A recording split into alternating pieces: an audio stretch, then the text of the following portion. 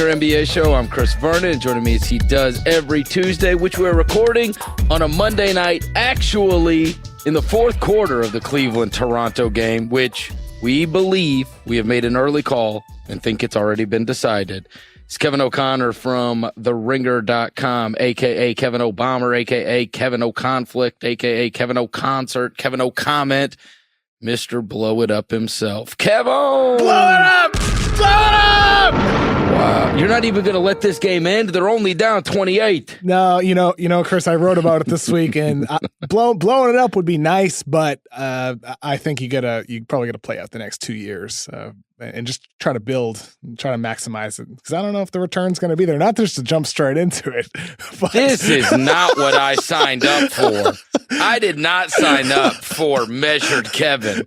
So if you want to start the show over again with they should just leave them all in Cleveland. I mean, this is now you feel that way 1 year later. Now you do. Now you're on my team. I'm gonna tell you this. Listen, this is supposed to be your Grand Slam effort, right? Backs totally against the wall. If you lose, your season's over, and they have laid down. Yeah. And so, I mean, that is the most discouraging thing of everything. You know, if you've got a team that scratches and fights and claws and you lose in the end, then there's a level of pride in that, and there's a level of hope in that. But when you lay down like this, yikes.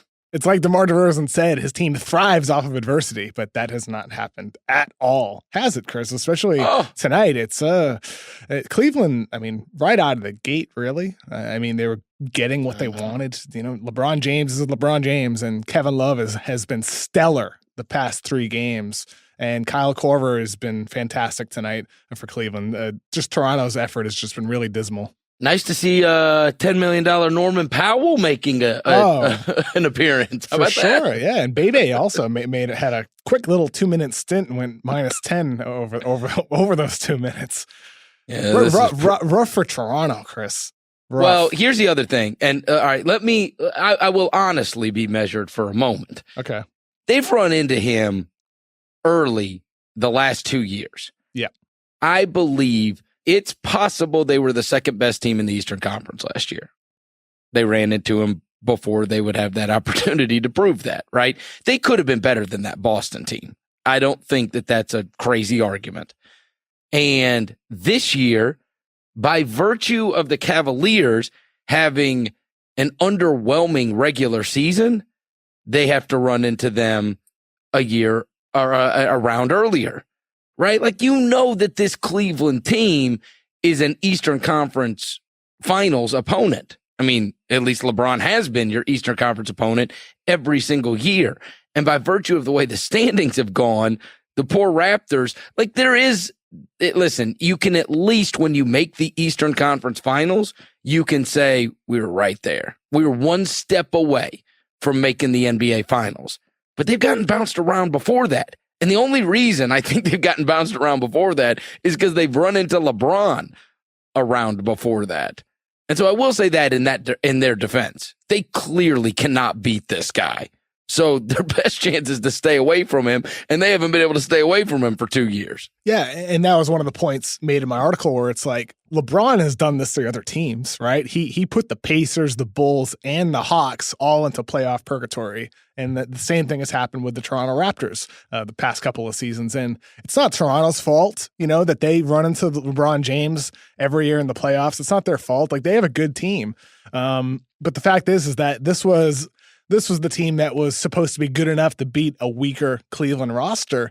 And look, they had close game 1, right? LeBron hit a miracle shot in game 3. It's not like they got blown out every single game, right? But the fact is that they still got swept despite having their best team in franchise history, despite really assembling from top to bottom a really good overall team. But you know what? The difference is that DeMar DeRozan and Kyle Lowry still probably haven't been the best player in a playoff series since 2014, when they faced old Kevin Garnett, old Paul Pierce, Joe Johnson, and that Nets team. And they lost that series too in 7 in the first round back in 2014. I don't know what the next move is for Toronto. I really don't, because they don't have a lot of moves to do. History will tell us, outside of that 2004 Pistons team, one of the 5 best guys in the league wins the title. Right? Exactly. Like that's what happens. We've been through that before. We don't agree on how to get that player, but we do agree on that. Okay. Yes. So if that's being said, and you realize your plight is that you don't have that, then you need to do it with a collection of, right? It needs to be sum of all parts. And I think that, yes, DeMar and Lowry have not been good enough. I also think that it has been so crucial that they get a third guy. That's what I'm saying. If you don't have the guy, then you need to have 3. And they don't have, they went and they spent all that money on DeMar Carroll. And he just wasn't the third wheel that panned out for him. Do they have 2 of the guys, though? Do they have 2? Yes. They've got 2 all-star caliber players. They need a third one. Ibaka stinks. He stinks. When I say that, like, I realize like how this sounds. DeMar DeRozan and Kyle Lowry are really good players, but they have really not been that great in the playoffs. Well, here's what I'm going to tell you, Kev. If you don't have the third peg, then you can, in a playoff series, make life hell for those 2. And what I'm telling you is, if they had a third, the same thing's going on with the Blazers. They've got 2. You can make it an indictment of Lillard and McCollum if you want. I think it's they 2 don't at have the a same third position. 2 at the same position as well, right? Yeah, both guards. Yeah, and they don't have a third guy. Who's the third guy that's going to loosen it up for those 2? Who's the guy that can go off for 30 if, on a random night, or 26 on a random night? They don't have anybody that can do that. They don't have that guy. And, ideally you would hope that player is OG Anunoby. But I don't here's the thing. Like, I don't think OG would be that guy over the next 2 years if OG ever becomes that guy at all. He's a great defensive player as a rookie and only 20 years old, already very good defensively. But the offense, realistically, what he's going to be is a good, 3-point shooter, spot up attempts that can attack closeouts and throw down some really spectacular dunks for you. But I don't see him as a creator. No, he's going to be an outstanding role player, right? A ceiling would be like Iguodala, and you'd be happy with that for sure. If you're Toronto, but it wouldn't come in time for this core, because Lowry is look, the contracts for all these Raptors players are up. Some have player options, some have team options, but 2019-20, that's the last season for Lowry, DeRozan, Ibaka, Valanciunas, and CJ Miles. So they're 5 highest paid players, not including Norman Powell, when his contract kicks in next season around $10 million. Their current 5 highest paid players are up in 2020. And over the next 2 years, if you're Toronto, what you need to be thinking about is are we going to be able to maximize these 2 years? Are we going to be able to add a player that does make the difference, whether or not LeBron leaves? Because if LeBron stays, obviously, I don't think you're getting through him. But if he leaves, the Celtics are still going to get better because they're going to get Gordon Hayward, Kyrie Irving back. They have a lot of moves that they can make as well. Then the Sixers should get better as well with Joel Embiid, Ben Simmons growing with all their max cap space and flexibility. Toronto probably isn't going to be a favorite anymore for the next 2 years. No, so you need to find a way to get better, or maybe you take a couple steps back and think about reloading in 2020, which was what we argued about passionately last year. That was the original idea for Blow It Up. Well, like I said, I think the whiff is the third guy. They tried to make it DeMar Carroll. Didn't work. They tried to make it Ibaka. I mean, you wrote that article and you listed their salary cap. And I was like, oh, geez. I mean, because next year, and no discredit to Valanciunas, who's played as well as he could. Good player. Right? And he had a good game tonight, too. Yeah, but I mean, you're talking about $38 million put into Ibaka and Valanciunas. I mean, that is untenable. That was the risk last summer, right? Last summer, I mean, just to refer to the article last year on The Ringer, which was like, for the Raptors are good, but for them to be great, they may need to blow it up, right? The article we argued about last March. The focus of that was, if Toronto brings back all these guys, they're going to be locked into that situation. Right now they are. They have about $126 million in guaranteed contracts next season. Like you said, $22 million for Ibaka, $17 for Valanciunas, $8 for CJ Miles, $10 for Norman Powell. They're locked in to that team. and there's not a lot of cap flexibility.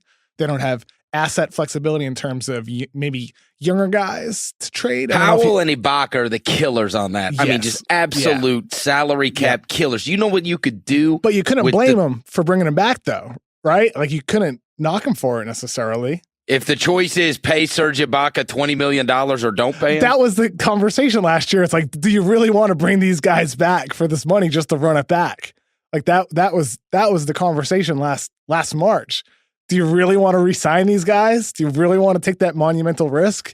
And the whole idea of like the plan last year was bring it back, see if it works. And guess what? It did. They changed the system. They hit on their rookie and OG Anunoby. Like, their young players played exceptionally well.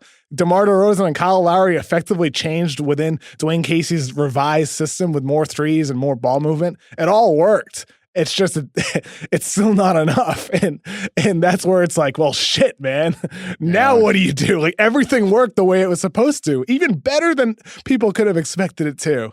And it's still not enough. I mean, and obviously this is up to Masai to figure this out, because you never know the way it's all going to play out. You don't. In the end, I would have thought that the Carroll contract was one that you weren't going to be able to get off of. And he got off it. He did. He got off that deal. Now, can you get off that Ibaka deal? Yeah, I don't know. I don't know. Well, and that's the problem, right? They gave up the first-round pick to get off the Carroll deal, and that's the price. That's going to be the price moving forward. If you want to get off the Serge Ibaka deal, if you want to get off, even Norman Powell for that matter, with 4 years left on his deal. Well, the problem is the Ibaka one's got $44 million left on it. Yeah, it's I mean, the Carroll thing, you didn't have to take on $44 million. You know what I mean? Like, I don't even know, honestly, how you could move Carroll that. had the 2 years, $29 million total, about close to $30 million total when they dumped him to the Nets for the first round pick. And so Ibaka, like you said, and he was actually pretty good this year, Carroll. Oh yeah, he's still a solid player. I think. Look, I mean, here's the thing: even if you dump Ibaka, theoretically, let's say you just dump Ibaka, he vanishes. Like, you get a pick for him. Let's just say you're still over the cap. Like, you still have a lot of money where you're not going to. Well, that would be my thing. How do you get the third guy? You can't. You can't. Tough spot. You really can't. If you were moving one of the stars, DeMar's the one, don't you think? I think you get more back for DeMar DeRozan, because with Kyle Lowry, we're talking about a 32-year-old point guard that's going to make over $30 million the next 2 years. Whereas DeMar DeRozan, granted, he's a flawed player. He's younger. I think that works in his favor, and he's probably better overall. But then again, like, you can make a strong argument that Lowry's better, because Lowry is a really good defensive point guard still, and he's still a better passer than DeMar DeRozan too. Like, that argument is fairly strong, even though DeRozan's a more dynamic scorer. DeRozan, granted, he shot the three better this year. He really only shot it better through December, and then after that, he went back to his same old, like, 28% from three. My thing is, and this was the argument last year, was I was saying, if the bar is going to be you can't beat LeBron, then I don't know if you just keep on making decisions because of that, right? We can't beat LeBron, and so it's not good enough, and so we need to, tear it down because it's not good enough. Yeah. That's the thing, because this is now 8 years, right, that nobody's been able to pull that off. And the same thing goes on the coaching front. Not only have we picked apart rosters over the years that have lost to LeBron, we have picked apart many a coach that have lost to LeBron, right? And there is part of me that wonders, if you do it every year, if we pick apart these teams and say that they're not good enough, and we pick apart these coaches and we say, do you really think, let's throw aside Brad Stevens, Greg Popovich, Rick Carlisle, whoever you think are the 4 or 5 best guys, right? Okay, so the rest of the guys, do you really think that the Raptors' outcome in this series would have been dramatically different with a different coach? Probably not. Probably not, right? I think that also on the flip side, Chris, is the argument. A lot of Raptors fans are like, fire Dwayne Casey. And it's like, well, sure, you can poke holes at some of his decisions when it comes to calling plays or lineups he puts in the game. He's certainly not a perfect coach. He took until this season to overhaul the system, right? Like it took long enough to start having a team shoot more threes and move the ball. He's certainly a flawed coach, but if you're Toronto, it's like, well, sure, but he's also had a really successful season. What is the alternative? I think if you're Toronto, when you're Masai Ujiri and you're that front office and ownership and you're making that choice, you need to be sure that whoever a potential replacement would be is actually an upgrade.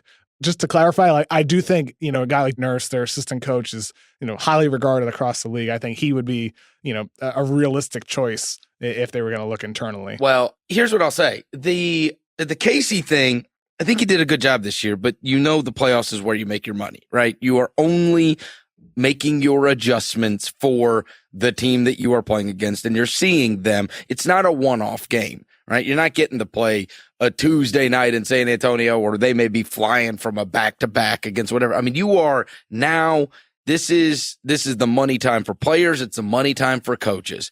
And if you have successive failures, now I'm going to say, if you're going to fire him because he's losing to LeBron, I don't think that's fair. If you're going to fire him because you just think, hey, we need a new voice.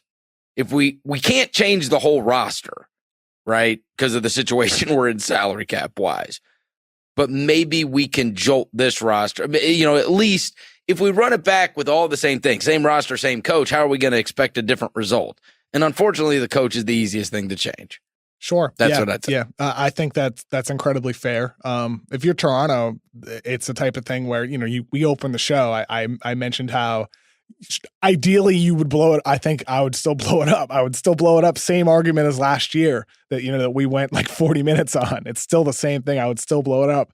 The thing is in order to blow it up, any deal that you would have to make has to make sense, right? I don't think there's much of a demand for 32-year-old point guards set to make $60 million the next year. So many teams already have point guards, and the teams that don't have point guards, they're probably going to try to draft one or sign a younger guy. They're probably not trading for a 32-year-old guy.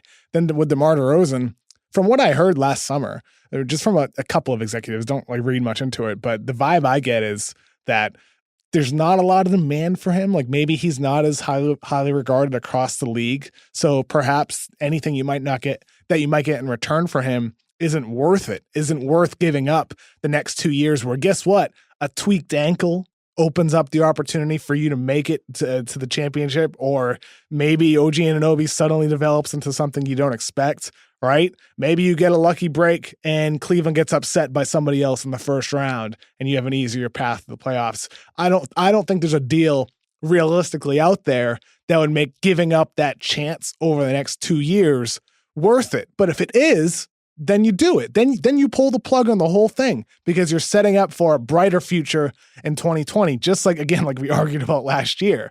It's about putting your team in the best position to have success. I just don't know if the deal is out there for them to deal one of their two best players right now. I just don't. This doesn't seem realistic for them. All right, enough about Toronto because, and I'm sorry to all Raptors fans who I do love dearly, but this team has embarrassed itself tonight. I mean, they're down by 30-something points, and they are not worthy of any more conversation. Let's flip to the other side, which is Cleveland. Yeah. Are they better than we thought they were, or is this a function of Toronto embarrassing themselves? I think it's two things.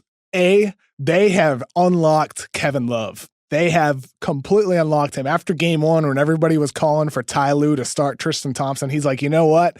Screw that, guys. I'm going to unlock the old Minnesota Kevin Love, calling more plays for him, getting him the ball at the elbow more. He is engaged. He is scoring. He is playmaking. He is doing everything right now for Cleveland. It's honestly beautiful to watch. Like, this is what LeBron needed. I have long been on this, that I thought he was the most misused player in the NBA for much of his time in Cleveland. I mean, it seemed like so much of the game, he's just standing in the corner and it's just a waste. He is an outstanding passer and he is extremely good in the post, which can open it up for everybody else. because I couldn't help but think about this. I was watching it tonight, and he sealed the guy tonight, and he did one of his little post moves down low, right? This isn't something new. When people say Minnesota Kevin Love, I actually went to Kevin Love's draft workout. It is the best draft workout I've ever seen in my life. Draymond Green was pretty close, but Kevin Love's was the most impressed I've ever been by a basketball player. They ran a drill. The other players that were at the workout were Joey Dorsey, who was the center for the Memphis Tigers national title contending team with Derrick Rose and them, JaVale McGee, DeAndre Jordan, and one other big. Okay, yeah. So they did this drill where they put Kevin Love at, like, basically you'd get it at the free throw line extended. You catch the ball there, and now you have to make a move and you have to score. And the other guys, it would be like a rotating line. And so if you score, you get to keep on going. Kevin, I'm telling you, this dude went he went through that line of guys. And these guys were all way bigger than him. And Kevin Love was fat. And he went through that line. Yeah. 20 times. They couldn't stop him. He's stepping back. It was like I was watching friggin' Kevin McHale. Dude. Then they put him out on the NBA three-point line, and he knocked down 20 of 25. Dude, he's a killer on offense. He is so skilled, man, so skilled. And so propping him up in the corner, in that offense, and just LeBron pounding it into the ground, driving or kicking out to somebody every once in a while, kicking it out to him in the corner. I honestly thought that same thing earlier in this Utah series, and how Jay Crowder, some guys just, it's hard. It's hard to play sometimes with LeBron. And guess what? Kevin Love has also stepped up on defense as well. He's had a really good playoff so far overall, especially in the series against the Toronto Raptors, positionally on switches against smaller players in terms of communicating. And obviously he's a great rebounder. Everybody knows that. He's one of the better defensive rebounders in basketball and has been for his entire career, basically. Kevin Love has been good defensively for Cleveland, and this is exactly what Cleveland needed. They're still going to probably be complete underdogs in the finals if they make it there against Golden State or Houston, just because of the sheer talent on the other side. But the fact is that Kevin Love elevating his play on both ends gives LeBron the partner in crime that he needed, because LeBron is going to be the superstar, the transcendent player that he is. But Kevin Love has stepped up. George Hill is looking better the past two games, especially tonight. He had that big dunk.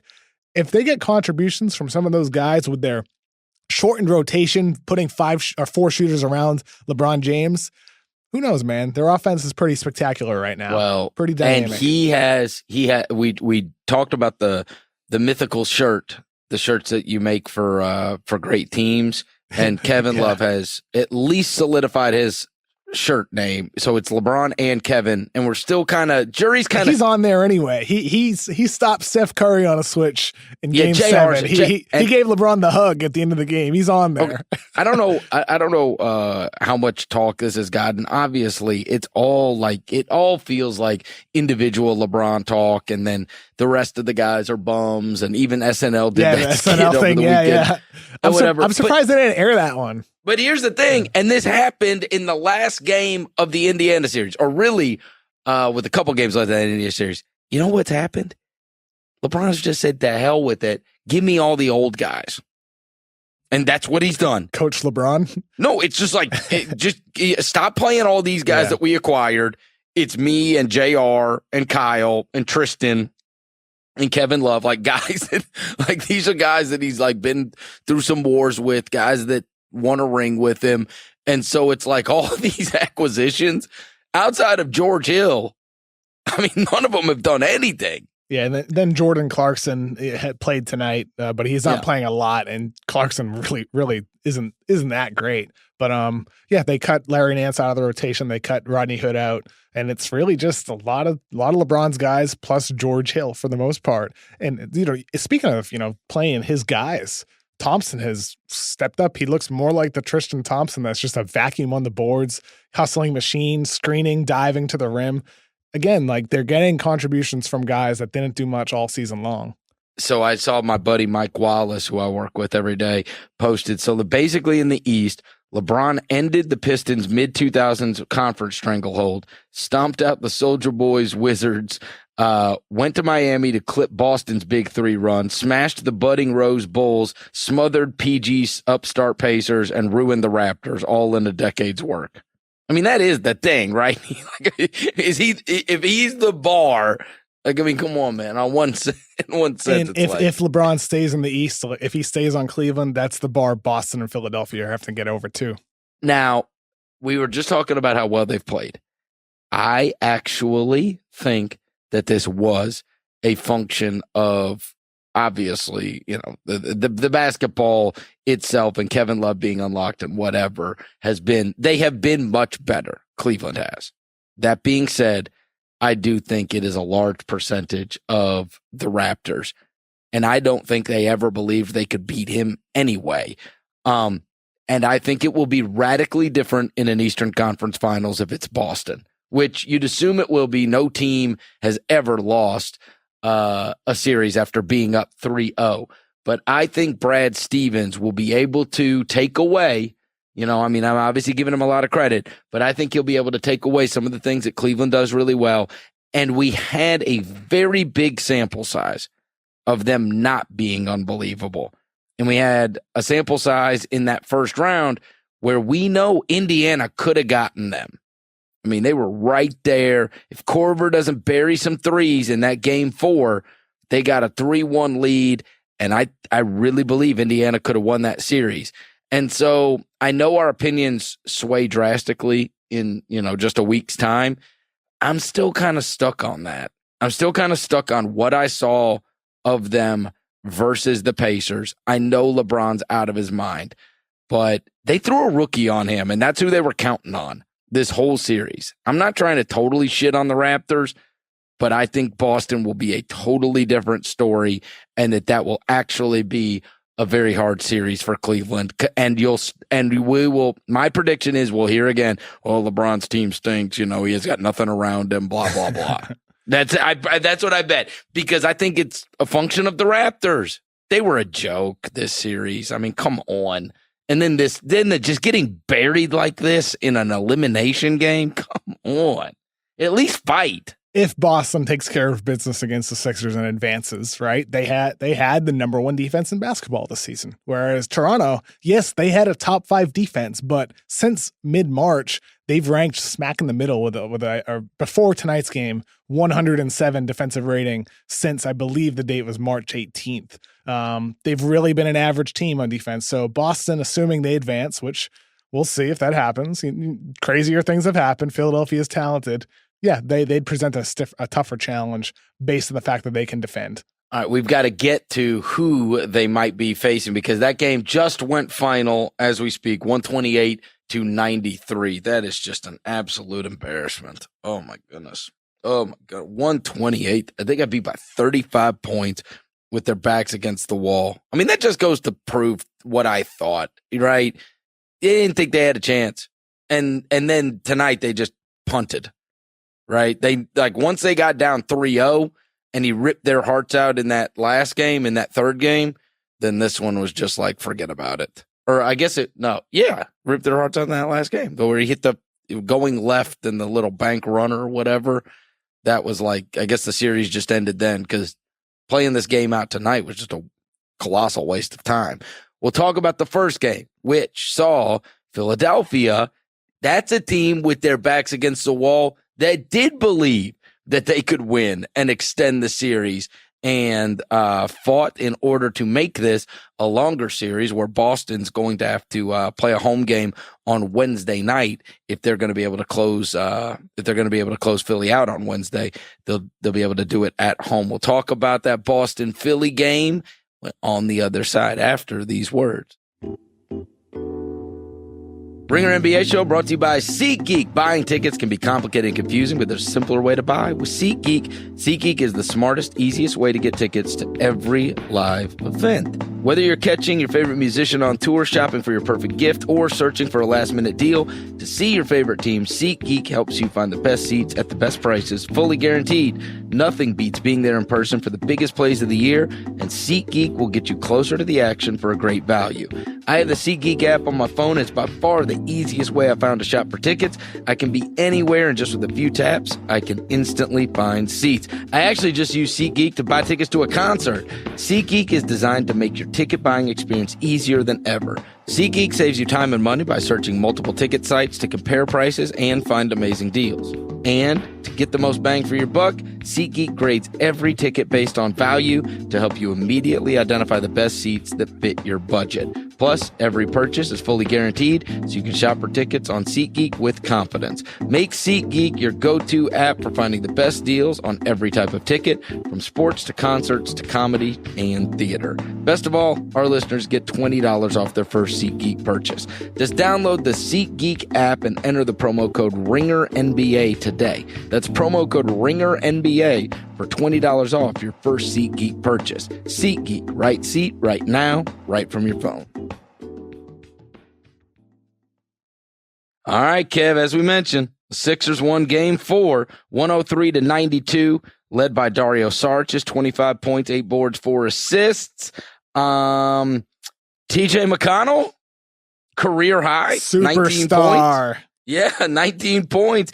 And it did kind of feel like the insertion of TJ McConnell into their starting lineup did have a profound effect on that team. He's obviously big-time energy guy. He played extremely well tonight. And I mean, I don't know what kind of odds you could have gotten on TJ McConnell leading them in scoring, but he's got the career high 19. Embiid has 15 and 13. Simmons had 19 to go along with 13 boards. Celtics got very, very frustrated. 3 techs, the very rare Brad Stevens tech. Jaylen Brown got a tech. Obviously, Rozier got a tech with his scuffle with Embiid. I look at the box score, and the thing that jumps out to me the most is field goal attempts. They both went to the free throw line at the same time. The Sixers got 94 field goal attempts. The Celtics got 75. The Sixers got 52 points in the paint to the Celtics 30, and they grabbed 16 offensive rebounds. Well, it's basic math, Kev. You ain't got to shoot up. You ain't got to shoot a great percentage if you get to shoot it 19 more times. Advanced analytics, baby. Right. This is advanced analytics. Here's advanced analytics for you. If I get to shoot it 94 times and you get to shoot it 75 times, I got a pretty good chance at beating you as long as I don't shoot a ridiculous. Because, by the way, they still shot like hell from 3. What'd they shoot, like 20-something%? Yeah. Both teams didn't shoot well at all. Yeah. You know why they had that difference? Because turnovers. Boston was very unusually sloppy on the offensive end of the floor in Game 4, which, again, led to Philadelphia getting a lot more of those shot attempts. That was really the difference. Just Boston turned the ball over 15 times to only 8 for Philadelphia. TJ McConnell didn't turn it over once, despite possessing the ball such a large chunk of the game. He was unbelievable for them, Chris. He really was. Do you think that can have a profound effect on the series going forward, or do you look at this and say this was a one-off, a team playing in front of their home crowd with their season on the line, and that is what do you think? Do you think they're onto something here that could really flip, and we look up and and Boston's having to play in a Game 6 or a Game 7, or is this a one-off in your opinion? Look, TJ McConnell's probably not going to score 19 points again. He's not going to probably shoot 9 for 12, but we did say that about Scary Terry 10 times. Sure, but we kept saying he's not going to score 20 points every night, and then he scored 20 points every night. But what McConnell did do, Chris, is that he was getting to the rim, right? Terry Rozier had a really poor defensive game. He's usually quite good, but he had a hard time keeping in front of TJ McConnell. Maybe it was fatigue. Maybe after a long season, the longest in terms of minutes workload, the heaviest of his career, he had a hard time containing TJ McConnell.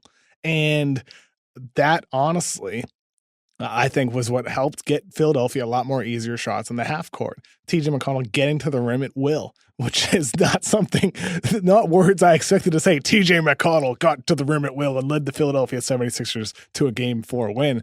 But it's the truth. He opened things up for the rest of that team, and other guys like Dario Saric, who had struggled thus far in the series, was able to get a lot more higher quality shots that led to also him scoring 25 points for Philadelphia.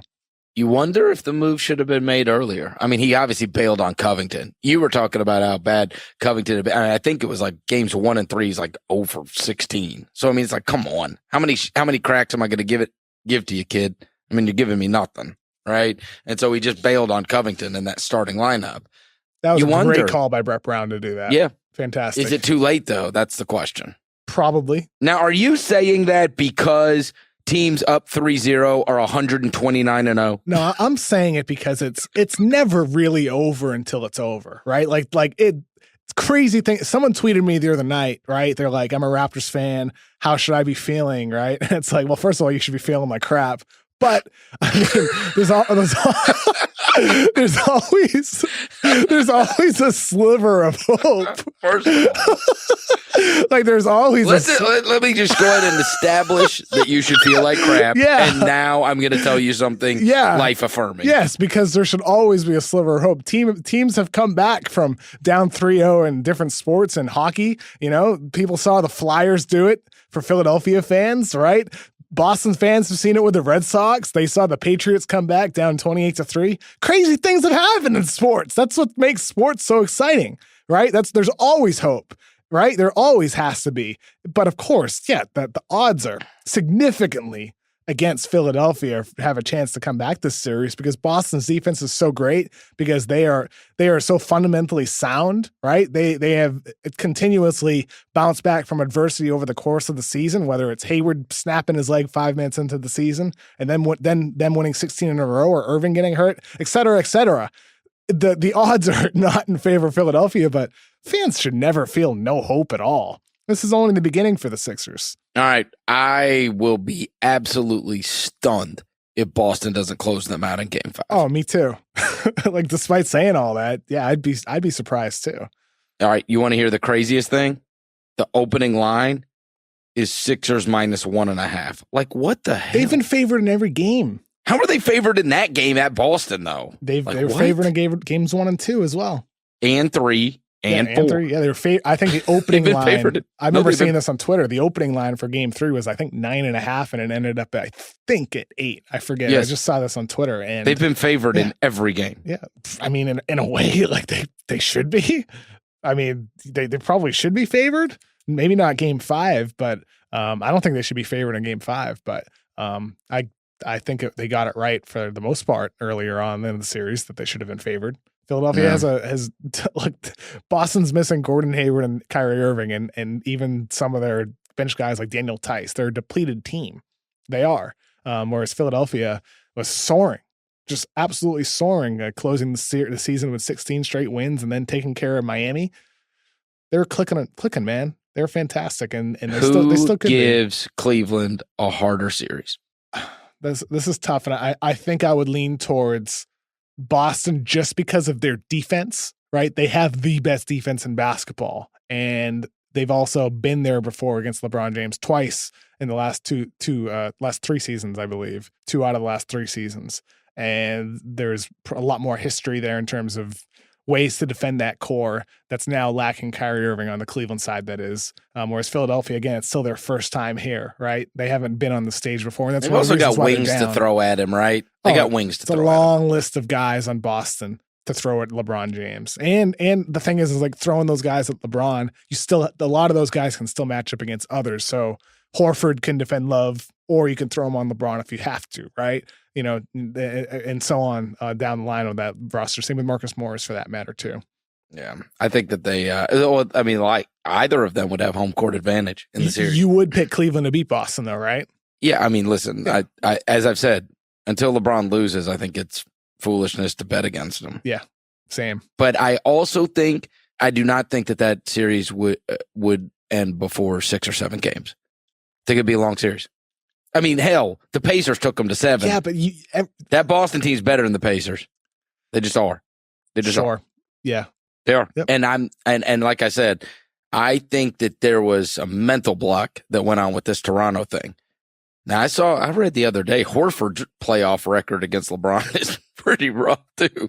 Listen, anybody's playoff record against LeBron's pathetic. So yeah, until he loses, you can't bank against that guy. But I also think that I could see Boston putting the fear of God in him. And again, they've got home court advantage, right? They've got home court advantage. That helps. And so I think that would be a long series. Obviously, I think LeBron always still has to be the favorite. Listen, our boss tweeted out for the world to see how insane it was that he was an underdog in this Toronto series. I still can't believe he was an underdog against Toronto. You mentioned the mental block. I've been thinking about that. Sometimes I feel like that's can be almost exaggerated sometimes, but man, looking back at some of the moments over the course of that Toronto-Cleveland series. He owns them. Yeah, I know. That's why people call it LeBronto. Every time they started to feel good about themselves, he just he just destroyed them again. I think really the picture of the series was when Jonas Valanciunas fell to his knees at the end of the game. I believe game 3 it was. No, sorry, at the end of game 2. Right? Yeah, end of game 2 when they had a chance to tip the ball in a bunch of times and it didn't go in. They just had 4 offensive rebounds in the final seconds. Just didn't go in. Game went to overtime. Yeah, that was game 1. Sorry, not game 2. I'm mixing it all up. He missed 15 layups at the end of that game. Yeah, that said it all. Brutal. All right, let's get to some of the games that are going to be going on tonight, which are the Houston Rockets and the Utah Jazz. The series not over yet? No, it's not over. Feels like they're over. Exum going out was really rough. If they were going to have a crack coming back the other night, Houston buried them in game 3. And I will say, I was really surprised that Utah dropped both of them. After winning game 2 on the road, I figured at worst they'd split in Utah. That crowd was unbelievable. Even down 100, they were still cheering for the Jazz. In a lot of cities, that place is empty at the end of that game. Instead, they're freaking cheering on David Stockton. I'm like, oh, good grief. Have some pride. So, no offense to David Stockton, but you're down by 1,000. The next game, they had their, I will forever Poor believe David this. Stockton. In game 4, they really had their chances. They had a chance to cut that thing to 6 and 5 and 4, all the way down the stretch. After they had made that little run there at the end of the 3rd quarter, where I think they were down 14 going into the 4th. And then they were chipping away, kept on grinding. And every time they had the big swing play, Capella ruined them. It was the best defensive performance I've seen by anybody this playoffs. And I know you've been a longtime Capella guy. As a rim protector in that game and as a guy, they were constantly switching him, getting him to do the switch so that he was going up against a perimeter guy. Ingles couldn't score on the guy. Donovan Mitchell couldn't score on the guy. He was guarding all the perimeter guys step for step. And then he was, that back line of that defense and was just protecting that rim like crazy. And so the Jazz, if they were going to have a chance and they were chipping away and they were getting the necessary stops, they couldn't score, and they couldn't score because of him. They'd blow past people and he'd just be there swatting it out. He even hit him with the Mutombo finger whack. I was like, okay. You see Hakeem Olajuwon in the stands going crazy. Oh, that was fantastic. And they weren't just, basic blocks either. One of them on Mitchell, he reached pretty much across Mitchell's entire body and swatted it away with his left hand. And then on Gobert on a pick and roll, he swatted him with the right hand, right at the peak of Gobert's shot. Every block was of a different variety. And that's one of the things with blocking shots. It's not just putting your hand up on a layup. It's ability to block at different angles with either hand. And Capella's unbelievable. He's in the perfect system in Houston for his offense and rim running. And then his defense, he's developed into one hell of a player. Yeah, the crazy thing was I looked at that box score at the end of the game, and I think they credited him with 6 blocks. I'm like, I feel like he had 30. No kidding. It felt like a lot more. Well, I mean, that's probably the ones he actually, they're giving him credit for getting his hand on. I mean, he altered everything in that game. He was dominant, man. Dominant. Like, he altered so much. And these guys are trying to do up and unders. They're trying to switch hands in midair. And like I said, these guards couldn't even beat him off the dribble. He was locked in. And that's a different deal. When he's like that, when he's locked in like that defensively, that gives them, because I do think they've got, in the fourth quarter, they're usually not going to run you out in the fourth. If you can, like I look at it, and we can pay attention to this when they inevitably play the Warriors, you just cannot get buried in quarters 1, 2, or 3. If you can be in a close game against them going into the fourth, which is exactly what Utah was able to do in game 2, then you've got a chance at them because they shoot so many threes. You know, inevitably your legs are going to be tired. You're not going to hit as high a percentage when it comes to the fourth. And they also stop going to the rim as much. And so you've got to really run them off that 3-point line or contest those. And they're just not going. In fact, there was one point in the season where their fourth quarter numbers were not great. And I think that holds true, especially in the playoffs. The problem is most of these teams are buried by the time you get there, right? Like, you don't see the 40-20 fourth quarter from them usually. You see the 40-20 first quarter or the 40-20 second or sometimes the third, but it's usually not the fourth. And so if you can just not get buried before you get to the fourth, but that is obviously much easier said than done because they just beat the shit out of everyone. And, yeah, they do. And then when Utah did try to make those runs in the fourth quarter, as you said, Capella, he was unbelievable towards the end of the game. He had 5 blocks in the last 2-3 minutes of that game. And I think Clint Capella and, the training staff for Houston deserves a lot of credit in improving his conditioning because he's a guy before this season that didn't play a ton of minutes per game. Even this year, he only played 27.5 minutes per game. And I remember Mike D'Antoni, I think it was before this season, remarked, he's like, Clint's got to still improve his conditioning so he can handle a heavy workload. He played 37 minutes on Sunday in game 4, and he was still blocking everything at the end of the game, still hustling up the floor. Conditioning is almost something that's overlooked a lot in sports, where at the end of those games, when you're on your 35th, 36th minute in the playoffs, you still need to be fresh, and Capella looked like he was, and that certainly is what put a halt to all of Utah's runs. Think there's any chance Utah could get them to have to play a game 5 in Utah? You mean a game 6? Like, yeah. You say in sports, there's always a chance. I know, Kevin, but I don't think so. I think Houston and Golden State, to answer the question for the next teams we're going to talk about, I think they're going to close it out. Okay, with Golden State, and I said this earlier in the series, I think I'd be surprised. I think I'd be surprised if the Pelicans got wiped out.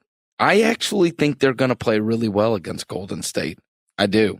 They got destroyed in that last game, but they were 4 for 29 from 3. They're 4 for 29. So, I mean, obviously it looks terrible and the margin was terrible, but they didn't hit a shot to save their lives. And they got run out, obviously, in their home gym. And I don't know, man. I kind of think New Orleans, I don't know if they're not going to win the series.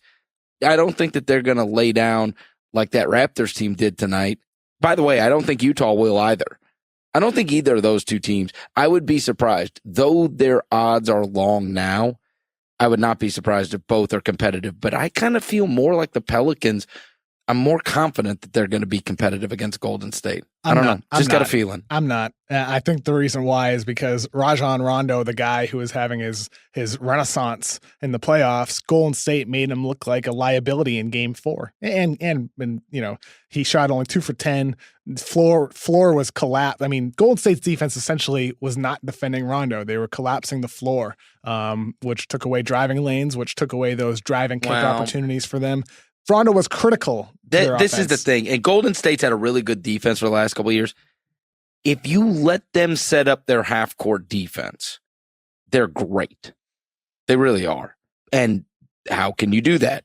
Well, how about you don't take the ball out of the basket every damn possession?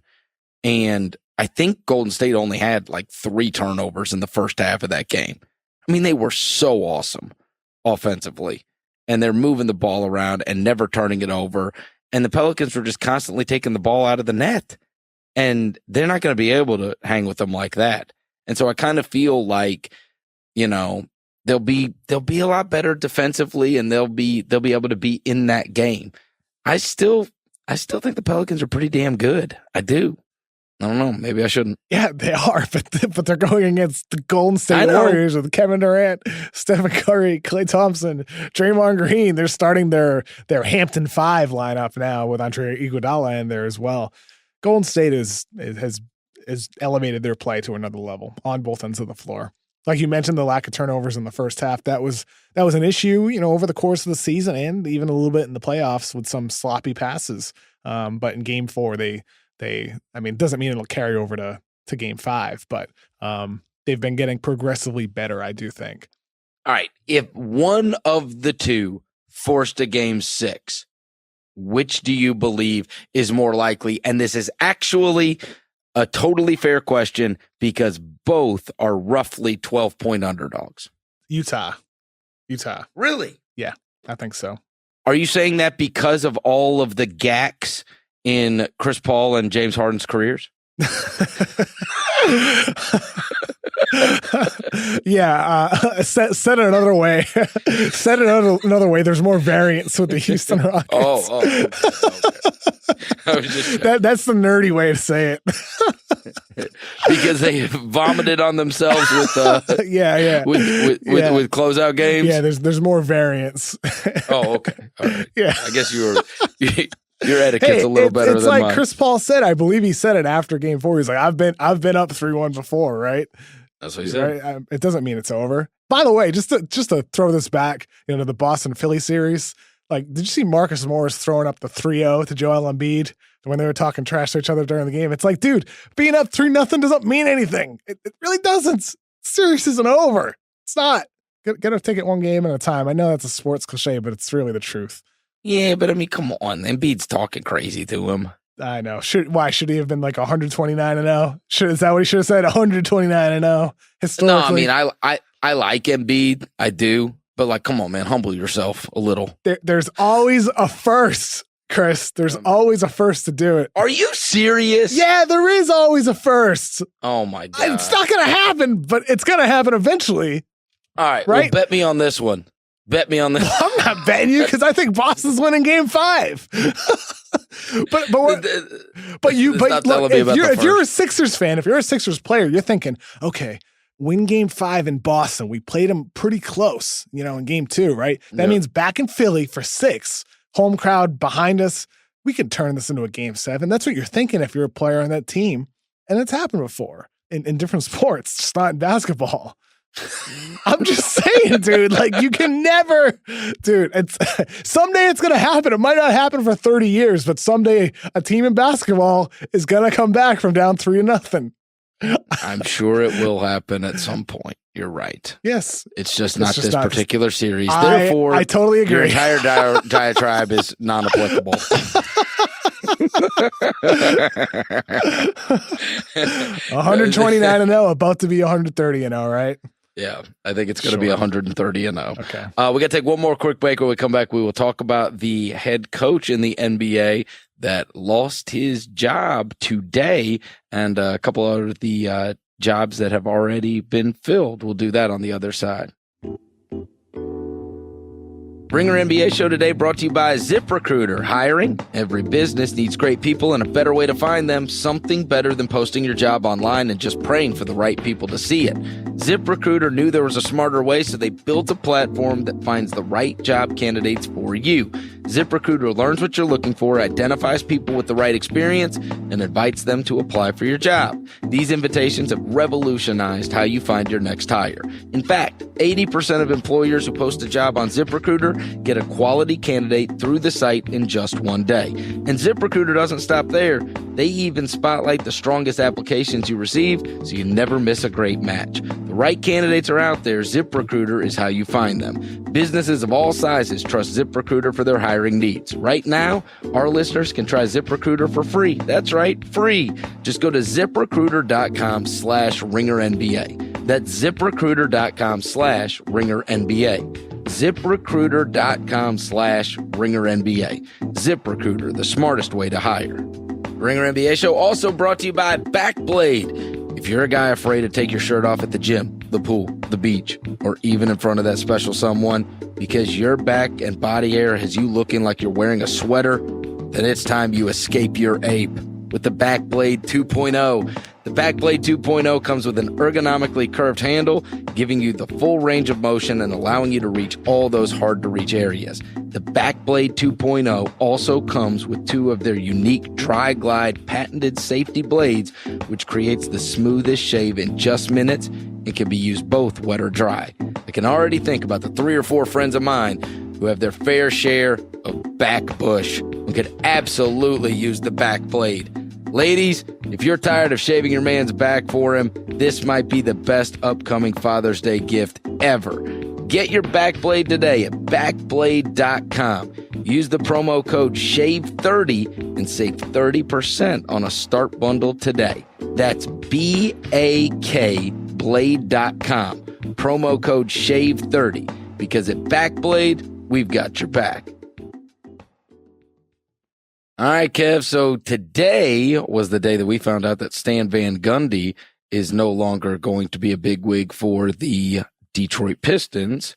It's rough. So he won't be on their sidelines anymore.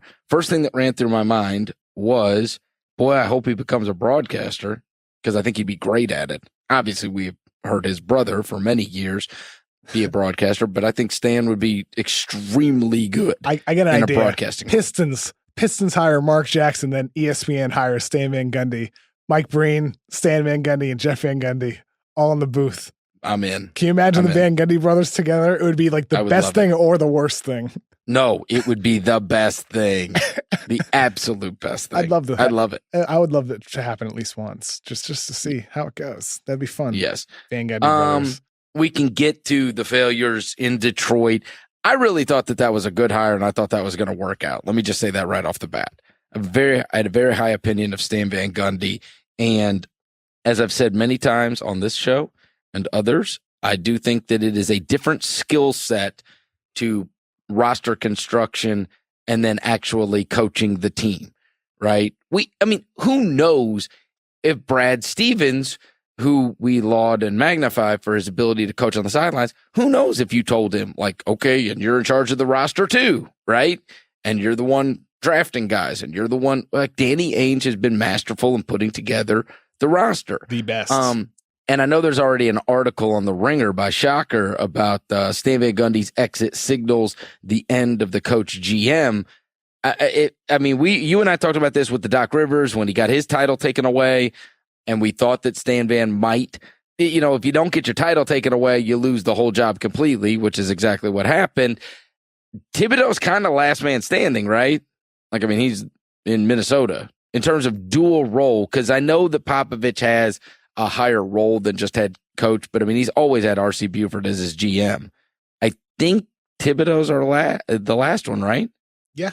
Yep. Okay. He is. It's a tough gig, man. Like you can't coach a team and prepare game to game and do pro personnel scouting, watching the rest of the league and watch all of college basketball. You can't travel overseas. You know who coaches love? Coaches always love guys that bust their ass. That's who they love. And they've always got higher opinions of guys that bust their ass. I'm talking about when you coach against them, right? That's the level of player personnel. Doc did that for years. I've been around 10 different coaches now over the years. They always think that the guy that, gave them buckets one night or that had a really great game against them one night, they've always got much higher opinions of those guys. because they were, killers of their teams. Because you're right. You think any of these guys are going home and watching the rest of the league? Like when you were saying beyond the draft thing, because that can be a little overrated in terms of just evaluating the best players in the draft. I don't think that you necessarily have to be the guy that's watched 100 million hours of film. Yeah, but being there live though, like yeah, I know, but these guys also have time. I mean, you inevitably are going to have scouting departments that can, hopefully you hire people you can trust. The draft is one thing, and it's hard anyway. The draft is a hard thing to figure out, or to get right. But I think you're dead on when you talk about the pro personnel. That's what you miss out on, right? And because you're not watching the rest of the league, you're so focused on that night. And you also have opinions of guys on your roster that a coach's opinion of a guy is obviously going to be much different than someone that is separated from that guy. And sometimes that's for the good and sometimes that's for the bad. But sometimes coaches have to be forced to do things. And so you just trade people, right? So I've always thought that like it's two different skill sets, almost impossible to master both. I mean, the days of Red Auerbach 100 years ago, they're gone. I mean, you saw how shitty Phil Jackson was at it. You know what I mean? It's not easy. And Phil Jackson's like one of the greatest coaches ever by any estimation, right? And so the legacy of Stan Van at the Pistons is crap, right? I thought it was going to be good, Kev. Yeah, it's going to be a tough situation. Whoever gets hired, for the new front office roles, or whoever gets hired as head coach, it's going to be tough. I mean, they have talent in that team, to be fair. I mean, Blake Griffin's a good player, but he gets hurt all the time. Andre Drummond is good. He improved a lot from the free throw line. Luke Kennard quietly had a really good rookie season. Granted, if you're a Pistons fan, you're still pissed off that they didn't take Donovan Mitchell, who worked out for them, and there was rumblings around draft time that they were considering him heavily. You're happy with Kennard, but it's not Mitchell. There's good talent. Reggie Bullock's a good player. It's almost similar to what we talked about with Toronto, except to a lesser extent.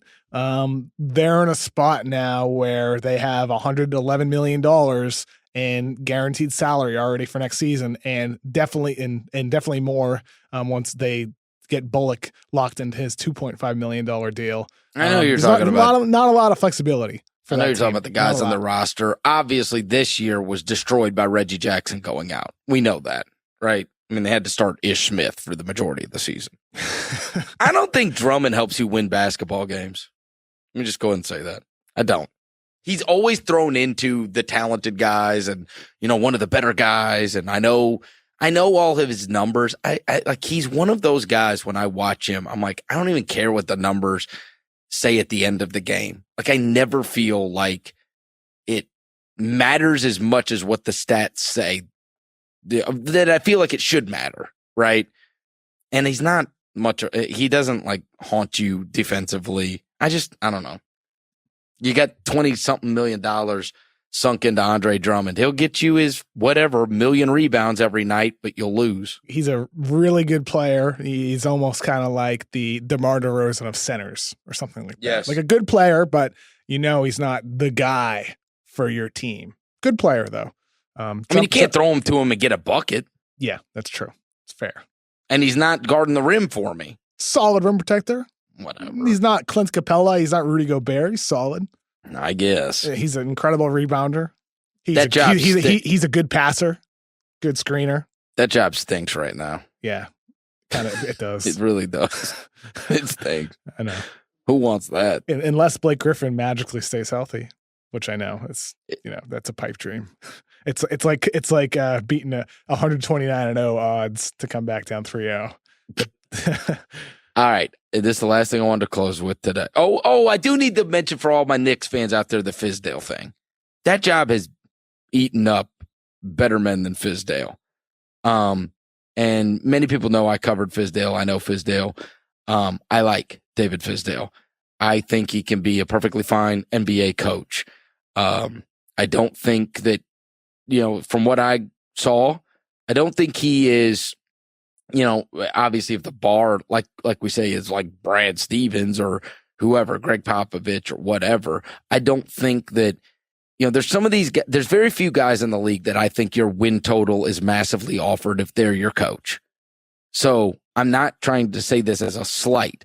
I just don't think, I think they've had good coaches before. Mike D'Antoni got chewed up and spit out. And I think Jeff Hornacek's a good coach and he got chewed up and spit out. And so I think most of these coaches are a function of their roster. They're going to be as good as their roster dictates they're going to be. And some of them can help you win a couple extra games. Very few of them are going to help you win a lot more games than whatever you already would. That being said, one of the things that really went sideways in Memphis was a guy that comes from Miami who's, got the chest poked out and they, need a, we're changing the culture here and, you guys haven't accomplished shit and look at these rings and whatever else. And look at these rings thanks to LeBron. Yeah, well, right. And you don't think veteran players thought that too? You know what I'm saying? Yeah. Like they didn't feel like they needed a culture change, and whether they did or not, right? They had established this grit grind, that this was the Memphis mentality and all this kind of stuff, and they didn't need that culture change. That right? You ain't taking over a bunch of losers, right? You're taking over guys that had accomplished something in the league and it had really good seasons, and they are mega beloved. Like these four, the core four guys in Memphis: Conley, Gasol, Zebo, and Tony Allen. And so when you talk about like, hey, you guys, basically you hadn't won anything, and listen to me, because he hadn't won anything as a head coach. He'd been an assistant coach for a LeBron James, Dwayne Wade, Chris Bosh team.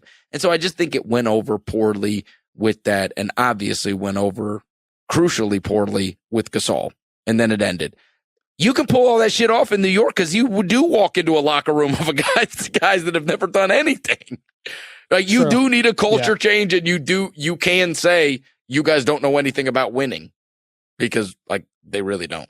My question for you is, did he become overrated after the take that for data thing?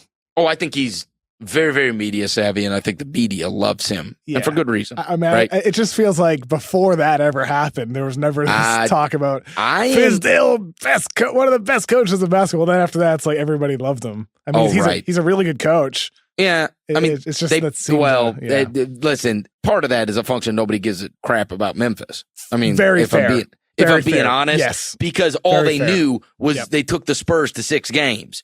Yeah, I mean, the Grizzlies last year, go back and look. From January on, they stunk.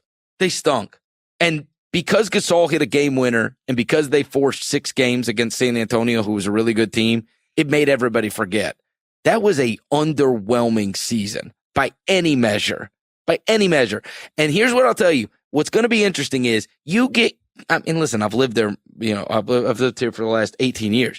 You get kid gloves. It's not the same. I'm aware of that. I've never said that like small towns don't get it the same way, or that a small town coach gets it the same way that a big town coach does. It just doesn't happen that way. All right. But like, let's just say like the Zebo thing. So Zebo's the most beloved player. He moves him to the bench, and he says at the beginning of the season, right? He's going to be the best 6 man in the NBA. We're going to win 6 man of the year. He's still going to be closing out games, playing these minutes, and blah, blah, blah.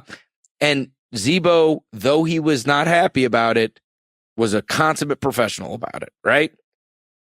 And then I think it was all fine until Fizz said at one of these things, he just went a little far, and he said, nobody in the league's paying him to be a starter anymore. And that's when, and here's what I'll tell you. Well, he got $12 million in the offseason. Yeah. Okay. But here's what I'll say. In Memphis, it's just like Zebo. Like I'll give you the example. So in Memphis, your headline is Zebo okay with moving to bench, or Zebo going to be super sub, or whatever, right? Like that's the headline. And then there's an article written about the transition that Fizdale's making and how much he's moving JaMychal Green to the starting lineup. And this is going to, the Grizzlies are altering the way they play, and Zebo's fine with it, whatever. In New York, that shit is like, it's on the back page. You've got like the worst picture of Zach ever, like pissed off, and it says like Z bench You know what I mean? And then, right? Bench, And then you have to deal with it. And welcome to Z Bench. I don't know how he'll handle it in New York. I really don't. We'll see. That job has chewed up. I mean, listen, people thought Mike D'Antoni was a piece of crap when he was there. Come on. Yeah, it's going to be difficult. I mean, and now he's lauded for his genius. But you know what? In many ways, like, it almost doesn't matter, right? It's like, it's about what Kristaps Porzingis turns into. It's about Porzingis staying healthy and continuing to grow. That's really like the key to everything, no matter who the coach is. Yeah. And the last thing I want to just mention to you, because the draft lottery is going to be next Tuesday night. Hell yeah, baby. It is a week from when most people are listening to this. I got one little gripe, okay? And it's not towards you. Okay, cool. It's not towards you. I appreciate that, Chris. That means a lot. So you know how many times I complain about these mock drafts? Yeah. And I've called them mockery drafts, and I've said, hey. They all are right now. Well, and we talk about the group think that goes along with all of this, right? Okay. So I've been keeping up daily with ESPN puts out their like top 100 prospects, right? And I'm not doing this to slander anybody. I'm just saying this is the way stuff is, and I find it ridiculous. So you know I'm a big Colin Sexton fan, right? Yes, you love Colin Sexton. I love him. A week ago, Colin Sexton was like 14th. The 14th best prospect, right? You look it up today, he's 9. So what the fuck happened in the last week? Did I miss Alabama games that took place? Marvin Bagley moved back up to like 3. Like, guys are moving around in this prospect list that's going on. And people are, if you want to present it as a mock draft, and here's what I think these teams are going to do, but in terms of like ranking players, and these are the best players, how in the hell can draft prospect lists change now? As far as I know, Doncic is the only one that you should be able to move up and down. But like, what did Colin Sexton do? He was the 14th best prospect last week, and now he's the 9th. And Marvin Bagley was the 5th best prospect, and now he's the 3rd. Like, what? So I think what is happening? I think with DX, with Draft Express, I think what their list is essentially an approximate consensus based off feedback from NBA executives. I believe that's what it is, more so than actually Jonathan Gavoni's actual list. I think that's what ESPN does. That's what they did with Chad Ford, and I think that's what it is now, where it's approximately the top 100 based on feedback from NBA executives. So if there's more feedback, if there's more information that, hey, Colin Sexton is a guy that's more likely to be in this range, then you bump him up. I honestly don't have much of an issue with it at all. Like, Marvin Bagley on my personal board, I have him 5 right now. The odds are, when we do the update on the Ringer's 2018 NBA Draft Guide next week, when we're going to expand to 60 players, odds are I might bump him down to 6. It's just a little personal change where, let me just add this too, Chris. On DX, I think that's their board. For me right now, a lot of these players they don't look as much at the rankings as much as the range, right? So if a guy is 9 and he's ahead of a guy at 10, he might not be that much different than the guy at 13. It's about, so what I'm saying is anybody just giving their own opinion on this stuff, or is it all just I talked to some certain GM and he told me that this guy's good, and so now all of a sudden, you know, Gilgeous-Alexander was 19th, but now he's the 12th best prospect. I can't speak for anybody else, but I'm pretty sure that's what Ford did, and I'm pretty sure that's what ESPN does, where it's just based on feedback from NBA executives. And look, Chris, like, we're at the point right now with the draft where there's a lot of fluidity. It never gets locked in until around mid-June. Like, look, with big boards, there's a difference between ones based on feedback from executives, and then there's a difference between the ones that are based on your own personal rankings. That's what mine are on the Ringer Draft Guide. That's what Charles are. Let me help you out. Go ahead and get Bagley up at number 1 or number 2, and go get Colin Sexton in the top 7. Trust me. I'm not. Trust me. I'm probably going to have Wendell Carter ahead of Marvin Bagley when it's all said and done. That's fucking stupid. No, it's not. What are you talking about? What? And I don't know for sure, man, because guess what? There's a lot more to learn about these guys. Trust me. Look, the college season ended in March, but for a lot of them, but it doesn't mean more can change between then and June. How? Because players train, you learn more things. You learn about potential injury concerns. No, you just talk to people that tell concerns. you different stuff. Your opinion should not be able to change drastically. Look, that's why you need to be cautious about some of the information you're receiving about certain guys. But you can also see progress. Like if a guy's changing their shooting mechanics and like, whoa, like totally overhauls his shot, or he's working on a weakness and turning it into a strength, seeing a workout with your own eyeballs, that's the type of stuff that can change your opinion on a guy or confirm your opinion on a guy for good or bad. Things change, dude, a lot between end of the season and the draft. They just do. It's ridiculous. Look, here's the thing. Don't pay attention to the rankings too much until June. That's all I have to say. You know, I already especially don't pay attention to mock drafts until like actually, I shouldn't say that because when we put out mock drafts on the Ringer, it's like saying don't look at it. It's like, but really, mock drafts don't have a lot of value until like a day or two before the draft. All right. Well, listen. I've complained about this so much, right? I said I'm going to do my own. I'm gonna say I don't care I don't care what any of these mock drafts say. Here's what I'm telling you are the best guys. Here's the guys I'd put my neck out for. Here's the guys I'd be scared of. Here's the guy, right? And I'll just break them into it. I actually and I have spoken to Chris Ryan, and I believe I'm going to do this for the Ringer. So you just wait, Kevin.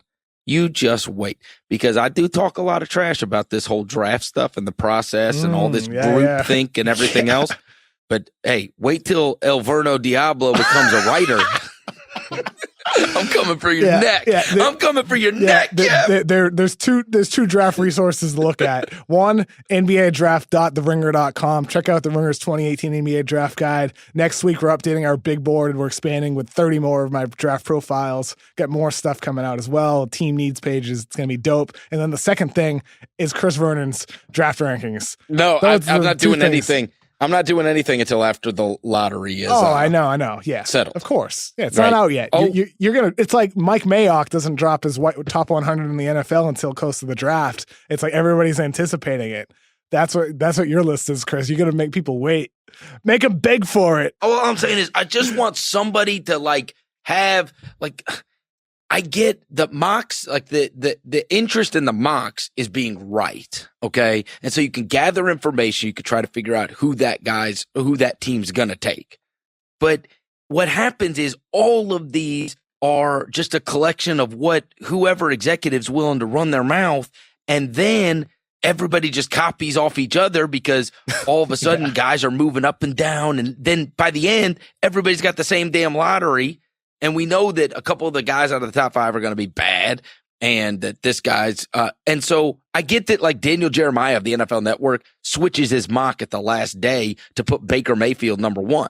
Now, he doesn't think that Baker Mayfield's the number 1 quarterback, right? That's the difference between mock drafts and big boards. A big board should be probably your own personal opinion. I prefer when a big board's that way. I'd love to know when people have their own personal opinions out there. My issue is when people copy the big boards more than who cares about mock drafts? Mock drafts are irrelevant until the day of the draft. I'm just saying, listen, clickbait, man. All of them.